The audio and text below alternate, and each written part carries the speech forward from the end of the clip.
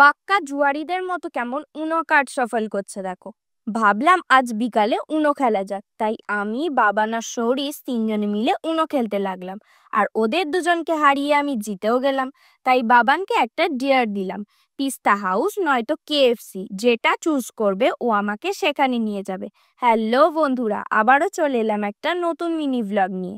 আমি বাবান আর মাম্মি তিনজনে মিলে চললাম কেএফসিতে। এই দেখো অ্যাবিটসের সব থেকে বড় বিল্ডিং। চলে এলাম কেএফসিতে। তারপর খাবার অর্ডার করতে চলে গেলাম।